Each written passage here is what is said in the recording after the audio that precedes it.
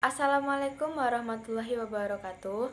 Halo teman-teman semua, perkenalkan saya Fala Rizky Larasati NPM 5020048. Nah, jadi di sini saya akan menjelaskan materi tentang teori belajar untuk memenuhi tugas mata kuliah belajar dan pembelajaran yang diampu oleh Bapak Dr. Dodik Mulyono Magister Pendidikan. Langsung saja, jadi teori belajar itu ada 4 jenis. Yang pertama ada teori belajar behaviorisme, yang kedua ada teori belajar kognitivisme, yang ketiga ada teori belajar konstruktivisme, dan yang keempat teori belajar humanisme. Yang pertama ada teori belajar behaviorisme.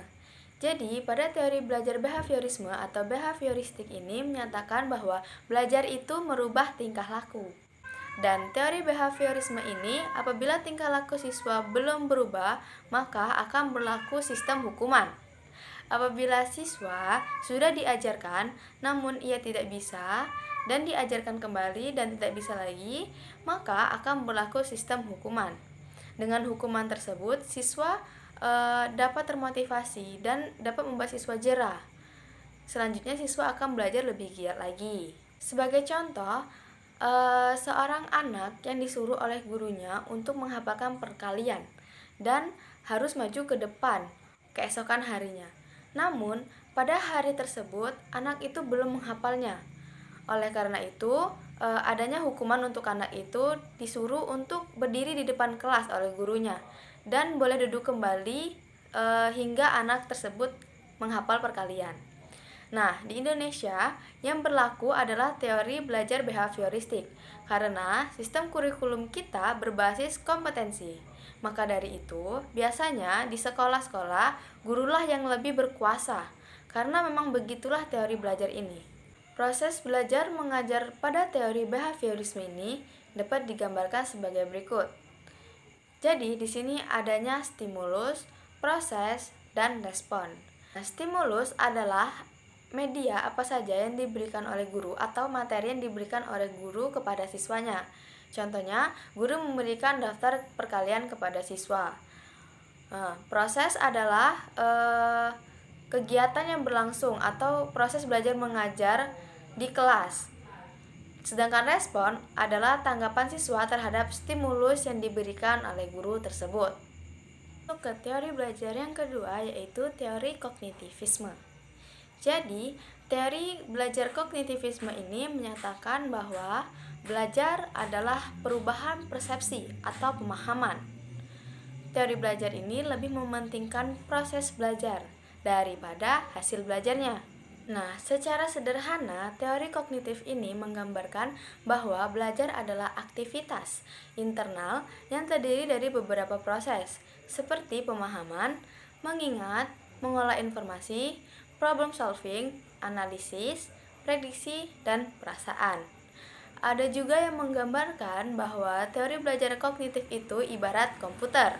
Proses awalnya dimulai dengan input data, kemudian mengelolanya hingga mendapatkan hasil akhir. Nah, dalam proses belajar mengajar di sekolah, contoh penerapan teori kognitif ini seperti guru menggunakan bahasa yang mudah dipahami oleh peserta didik serta memberi ruang bagi mereka untuk saling bicara serta diskusi dengan teman-temannya. Nah, kita masuk ke teori yang ketiga yaitu teori konstruktivisme. Teori konstruktivisme merupakan aliran filsafat pengetahuan yang menekankan bahwa pengetahuan kita merupakan hasil konstruksi atau bentukan dari diri kita sendiri.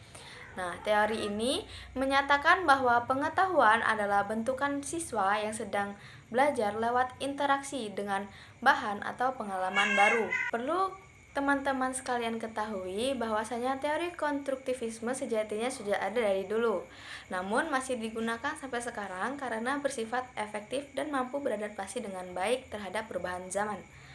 Lewat teori konstruktivisme ini, peserta didik diajak untuk mendalami pengetahuan secara bebas atau juga bisa memaknainya sesuai pengalamannya. Dalam praktiknya, siswa akan diberi ruang untuk membuat ide atau gagasan menggunakan bahasanya sendiri. Dampaknya, lewat penjelasan yang familiar, orang lain diharapkan mampu menerima ide yang disampaikan dan merangsang imajinasinya. Nah, teori belajar yang terakhir yaitu teori belajar humanistik. Teori humanistik mengatakan bahwa belajar itu memanusiakan manusia. Maksudnya adalah menghargai segala yang ada pada diri manusia. Oleh sebab itu, belajar humanistik sifatnya lebih abstrak dan lebih mendekati bidang kajian filsafat, teori kepribadian, dan psikoterapi daripada bidang kajian psikologi belajar. Pada teori ini juga lebih mementingkan isi yang dipelajari daripada proses belajarnya. Proses belajar mengajarnya dari pengalaman hidup siswa. Dengan pengalaman hidupnya nanti akan dijadikan sebagai landasan materi. Aplikasi teori humanistik dalam kegiatan pembelajaran cenderung mendorong siswa untuk berpikir induktif. Teori ini juga amat mementingkan faktor pengalaman dan keterlibatan siswa secara aktif dalam belajar. Terima kasih sudah menonton video ini, semoga bermanfaat.